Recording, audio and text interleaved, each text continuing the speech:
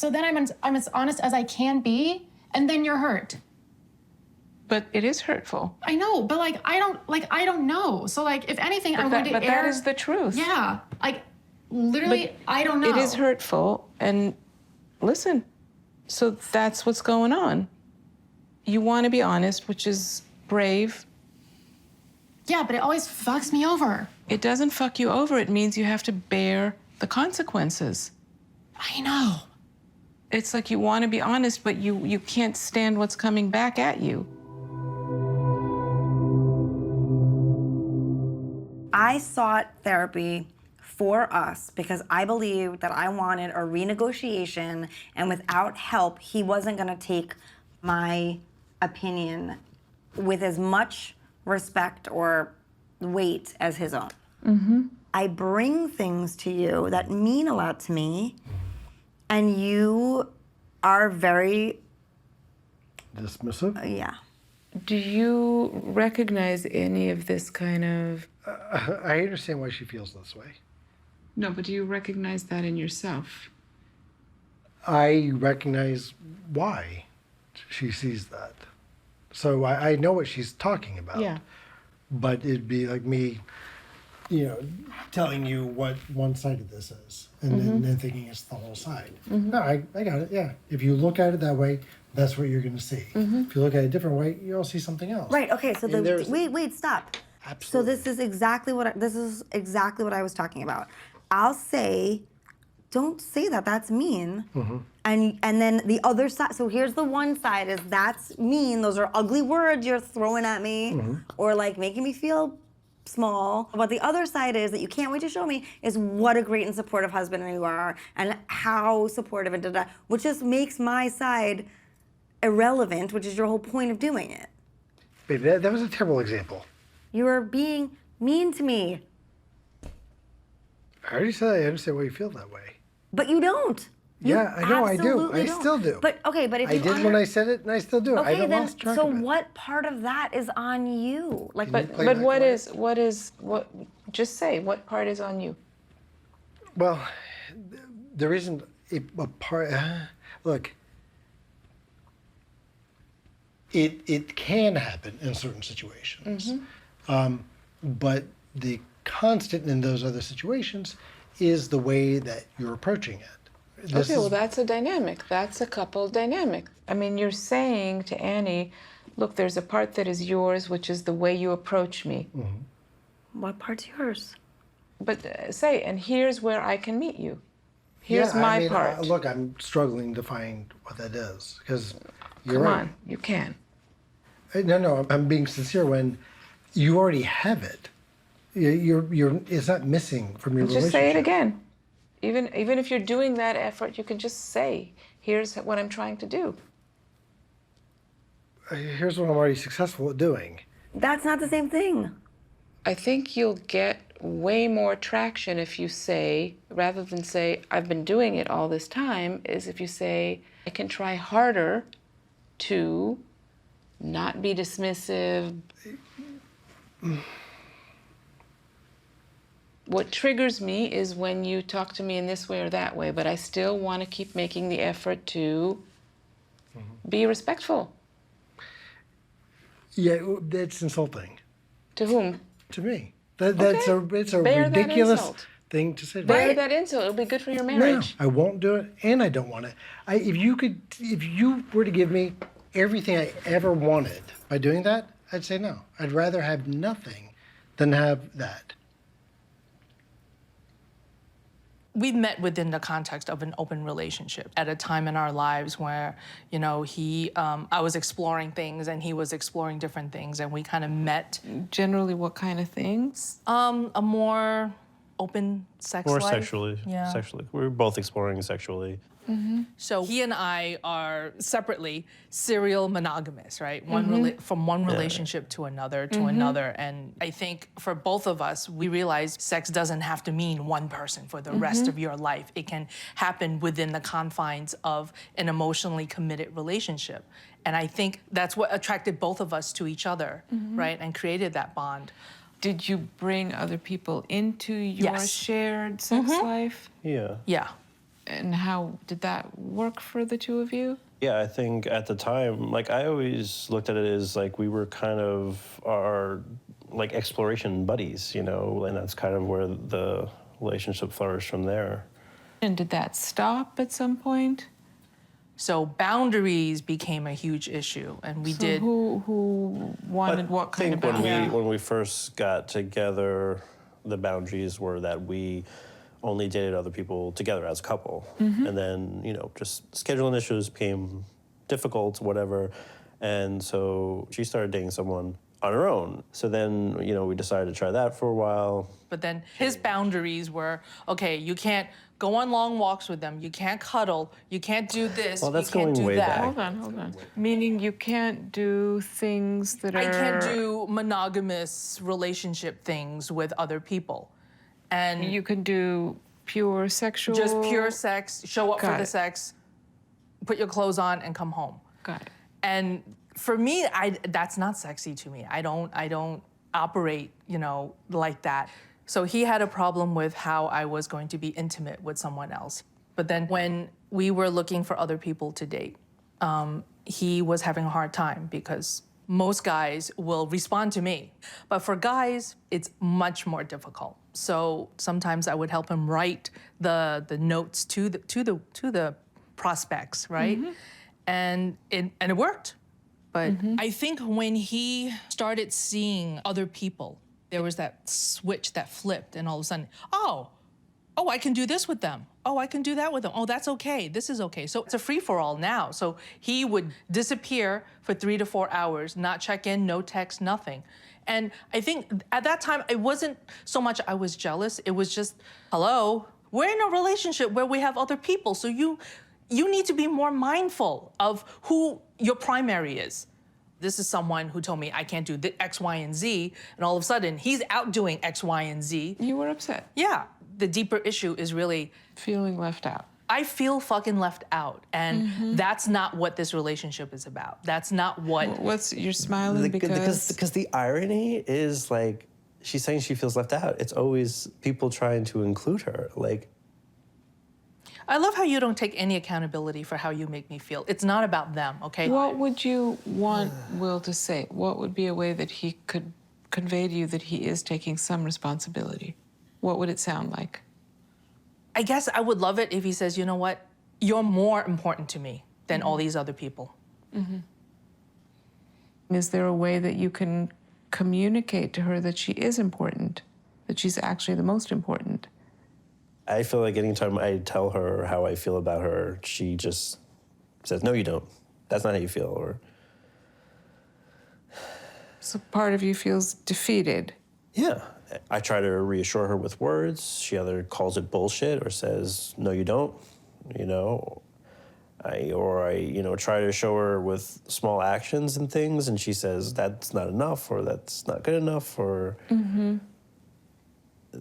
This is what causes me probably the most stress and anxiety in the relationship, is just trying to always figure out how to make her happy and always failing at that. Yeah. And yeah, I feel like I've racked my brain endlessly and have lost countless hours of sleep over it, and just trying to think of things to do and always coming up short. What are you hearing, Ping? Honestly, just a whole lot of whining. Yeah, I think that's why I hear a lot too. Yeah. Because, you know, he makes it seem like I'm this shrew running around. Pay attention to me, pay attention to me. I need this, I need that, and I don't. I don't think I Wait, said that. I'm a little concerned about what's happening right now. Are you thinking for a second about what Will is saying to you, about his experience? Yes. And your response to that is a whole lot of Whining. whining. It's hard to know what to do in my seat with that response.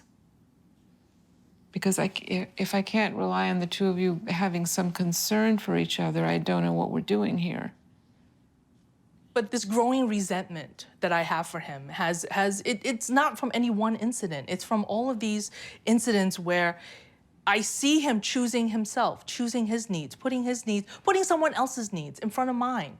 So, you know what? Fuck you. All I hear is whining. I don't fucking care. I am the person that he can come home to, he can get comfortable, sit around and fart and be himself. But he won't do that with other people. Mm-hmm. You know, he puts on his best self for other people, not for me. My marriage, my life, my family, I'm probably like 80-20. 80-20 that my family is awesome. I love my family. It's everything that I want. And then there's a 20% that is this funk. There's some stuff that we need to work on, right? I, for whatever reason, tend to focus on the 20%. So what I definitely need help with is getting out of that 20% space. So Let's get into it immediately. yes. So here's the situation. Sean has cheated on me multiple times throughout our marriage. And this just hit a head last year. So this has been going on since 2016. That you did not know. I'm oblivious. So I am beyond enraged. And I guess I try to then tap into my 80%, but I'm off track. Big time. What would be on track? I guess to be a loving, supportive wife. Can you put a voodoo spell on me to extract it from my brain, Like, or let's a pretend mantra? it never happened, Or I don't know. Interesting. So the problem is that you're not managing to erase this piece of information. Is it? I mean, you and I have complete and totally difference of opinions about my activities in the first place. Because for me, Eric and we're sexual people. And we've been open and experimenting sexually. Meaning you have an open marriage? We don't have an open marriage. We've had plenty of conversations that would lead me to believe that, you know, what I did it was kind of no harm, no foul. I was in Colombia. I was telling her how much I missed her and how much I desired her physically. Her response was, I thought you would have taken care of that already. Because we're in a country where you could go right down the street and find somebody for $40 to... But he took it as that versus masturbation. You hired a woman to be in the home. Like, for a Erica, certain we're not talking situation. about that. We're just but- not, because it's like you're trying to portray this in some situation where But it's setting you're out not, to... you don't want Erica to talk about something? If she wants to talk about her feelings, by all means. But we're like, what are we talking about, particulars? No. Why not? What's the problem with letting it unfold here so I can understand what the two of you are struggling with? Every time we get into an argument, the catalyst is her wanting to talk about it some more. And after 2.5 months of her making accusations of me cheating and me responding, I'm not cheating on you, I'm not having an affair on you, there is nobody else. He made me feel like I was crazy. So then she In said, my feeling. I feel like you're gaslighting me. And then she asked me the appropriate question, have you ever stepped out on me? And I said, yes. But there's nobody that I've been involved with in New York City or anything like that. It was literally in other countries No, or no. other I'm states. sorry, I'm not understanding. For my activities, I was in different states or different countries. I was being selfish, I was doing me, and did what I did. And then, like, that's it. Like, that's all I get. And it's done. There's not more to it. Well, I guess I have to ask how the two of you think of monogamy, loyalty. What is your actual belief? Mine is very simple. I do not care what Erica does when I'm not around. What I don't know will not piss me off. So your mentality is I've been cheated on. Is that even cheating? You're saying you want an open marriage as long as it's don't ask, don't I've been cheated tell? on, but what I'm saying is that you can't be everything for everybody. Okay, but I'm asking you more specifically, what are your views on monogamy, open marriage? What I'm saying is I live for my happiness. That's still very abstract. Okay. So it's really hard to get what you're actually thinking. And maybe you're not clear. My views are that people who are in my life are in my life because they make me happy. I'm sorry, as far as- Sean, let's I'm so confused. just question. I think Do you monogamy know is a that you're farce. being, you think what? I think monogamy is a farce. I think it's something that too many people try to so say that. use as a control mechanism over their partner. I think if you love your partner, you want them to be happy. And I want you to be I'll answer. happy. I'll answer the monogamy Yeah, question. what are so, your... I grew up in the Midwest. Monogamy's always been what should be applied. But I've always historically been turned on by so many different people. Why would I want to pigeonhole myself with one person when I can have the plethora? Now, I did meet Sean, and I met a man that I said, you know what? He's intimate and sexy. He's very open and willing to do experimental stuff, and it's about the box. I want all this to myself. So monogamy to me is, yes, I want Sean. Now, we have had threesomes before with different women, but those encounters have been discussed and agreed upon. So what would you be comfortable with? As far as like him stepping out on his own, I wouldn't. Okay. It just makes me very furious. you were that angry and that controlling before. So what different? Like, But Erica is saying she did not sign up for non-monogamy. She's angry, upset, betrayed by what you've done. What's your reaction? It seems like your reaction is, my reaction isn't my reaction is that That's what you're conveying. You sound utterly dismissive. Utterly.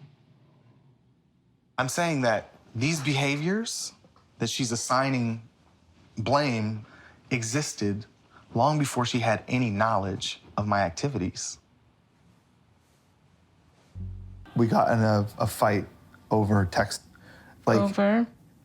just like Finding a dog sitter for our a trip. dog sitter. Like I said, I was gonna handle it, and I wasn't handling it the way that she thought was the best way. And so I felt like she kind of came at me. I was like, whoa, like why are you getting worked up over this? And then that was triggering for her because I think you said something like every Mormon You always man. say that. You always say, why are you so emotional? Why are you getting so worked up? It's like, I'm just explaining a situation and a problem. Chrissy, it's the way that you do it though. Brock, I don't know what to tell you, dude. It's just like, look, I'm sorry. Like, I've looked back at the text that I sent this morning, and like, I don't know how else I could have worded them. You said, Brock, you're fucking us over because you're too cheap Yes. to do X, yes. Y, Z. We were up a creek. We were trying to find a dog sitter We're for 9 not- days Christy. in a week, and you're Christy. offering your cousin $200? Christy, we're not up a creek. Like, it's not the end of the world. So, but what you're trying to say to Christy is, If we get in a fight like this, I sit back and I'm like, why do I continue to entertain this, like, this dynamic when, like, she's already hurt me so bad? It's just like, I always fall back to that. Like, why am I Putting up with her. putting up with this? Just say it. Not her, like this. Like, why am I what putting did you up? say, Christy? Why am I? Her. It's like, why am I putting up with this bitch? But basically, that is not you know? the thought. That is not the thought, though. What is the thought? I don't like it when you talk to me like that. It escalates things. Like, it makes things way more intense than they need to be, and it turns it into a fight, and then I'm not connected with you. And I don't want to be connected with you. Fine, then don't be connected with me. Like, I just like don't know what to do. But I'm torn between addressing this kind of surface level communication, but it sounds like you're also sitting on the betrayal you felt and need to work something out further about what happened. And I'll be honest, Orna, like, I don't know what else can be said or explained. She's explained it in so many different ways. And are there some things that she has said that I wish I, like, had not heard? Yes. What do you mean? Like, there was one time where I asked, like, if things had gone well with him, would you still be with him? And you said probably yeah. You're like, I don't know what to do. Brock, here's the thing. What's happening right now? I feel like you put me between a rock and a hard place sometimes, because you're always asking me these hypotheticals. What if this had happened? What if that had happened? What if this had happened? And I don't want to patronize you. I want to be honest, but I also don't know. So then I'm as honest as I can be, and then you're hurt. But it is hurtful. I know, but I don't know. So if anything, I'm going to But err. that is the truth. Yeah, literally, I don't know. It is hurtful, and listen, so that's what's going on. You want to be honest, which is brave. Yeah, but it always fucks me over. It doesn't fuck you over. It means you have to bear the consequences. I know. It's like you want to be honest, but you can't stand what's coming back at you. We had the most tumultuous week we've had.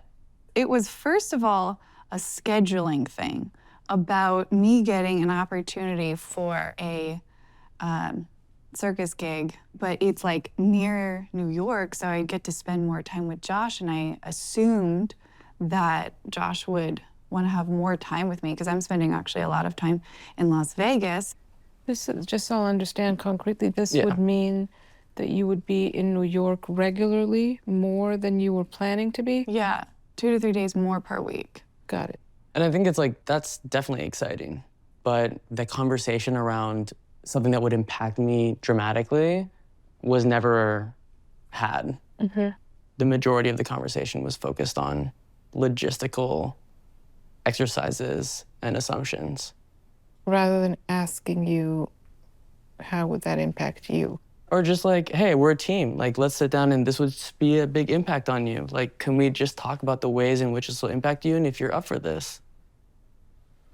What are you thinking, Erin? I was honestly pretty hurt that I wasn't immediately welcome in our home.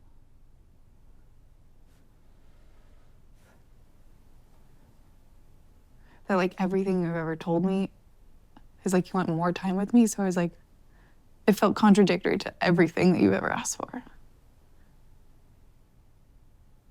But you're each talking from your own hurt or grievance.